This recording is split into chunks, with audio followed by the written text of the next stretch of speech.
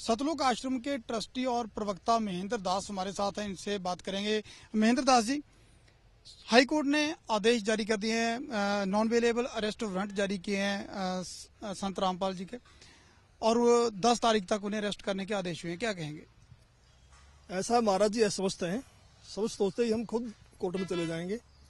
पहली बात तो ये है। दूसरी, इसका हम कोई लीगल इसका कोई समाधान ढूंढ रहे हैं, कोई लीगल हो। लेकिन जिस तरह से कोर्ट ने भी सख्त रुख अपनाया है, कोर्ट का कहना है कि जो आश्रम के जो समर्थक हैं, जो सपोर्टर्स हैं आपके, वो लगातार कानून प्रक्रिया को प्रभावित करने की कोशिश कर रहे हैं, सड़कों पर उतर आते हैं, क्या कहेंगे?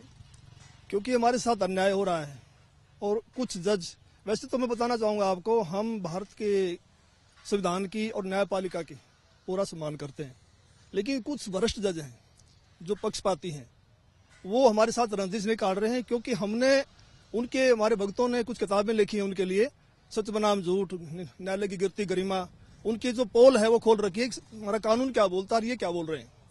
तो ये रंजिश खा रहे हैं, रंजिश बस ये ऐसे एलिगेशन लगा रहे हैं। हम किसी को प्रभावित नहीं करते, किसी का गुरु जी जाएगा तो साथ तो जाना पड़ेगा। एक परिवार के 10 सदस्य हैं, एक के ऊपर मुकदमा 10 भी जा सकते हैं। हमने किसी को प्रभावित नहीं किया, लेकिन हमारे भक्तों को इसलिए जाना जरूरी है कि ताकि अपना पक्ष रख सकें, क्योंकि हमारी कोई सुन नहीं रहा। हम कई सालों से चिल्ला रहे हैं, हमने ऑल एमपीज को, एमएलए साहिबान को, सबको हमने लेटर लिखे, किताबें लिखी कि भी हमारे को न्याय दिलवाया जाए, तो हमें न्याय मिल नहीं रहा। फिर लोग जाएं कहाँ? फिर कहीं तो अपनी आवाज सुनाएंगे। हमने कोई तोड़ फोड़ नहीं की, पत्ता तक नहीं तोड़ा, किसी का झगड़ा नहीं किया, और ये अपने विचार व्यक्त करना तो हर आदमी का अधिकार है। आपको कानून व्यवस्था पर विश्वास है, भरोसा है? हाँ जी हाँ, बिल्कुल भरोसा है, हमें कानून पे पूरा भरोसा है। तो फिर अगर भरोसा है तो फिर संत रामपाल क्यों कोर्ट में जो सुनवाई के दौरान वहां पे जा नहीं रहे हैं? बार बार आदेश होते हैं, फिर भी रामपाल जी वहां पे नहीं जा रहे हैं। क्योंकि महाराज जी अस्वस्थ हैं, बीमार चल रहे हैं, ठीक होते चले जाएंगे। तो क्या 10 नवंबर जो तारीख दी गई है उन्हें वहां पेश करने की, तो क्या उससे पहले वो पहुंचेंगे कोर्ट में?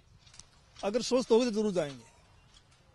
क्या आप इस जो नॉन अवेलेबल अरेस्ट वारंट है, इसके खिलाफ कोई कानूनी प्रक्रिया का सहारा लेंगे या क्या करेंगे? हाँ, इसके लिए हम कोशिश कर रहे हैं, हमने लीगल सेल को बोला है उसके लिए कोई रास्ता निकालें, ढूंढे इसके लिए।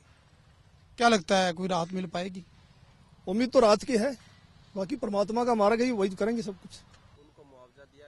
ये थे महेंद्र दास, जो ट्रस्टी हैं सतलोक आश्रम के और प्रवक्ता भी हैं। इनका कहना है कि जो संत रामपाल हैं उनकी सेहत ठीक नहीं है, इसी के चलते वो हाई कोर्ट में पेश नहीं हो पाए, और जैसे ही उनकी सेहत ठीक होगी तो वो हर हाल में कोर्ट के सामने पेश होंगे।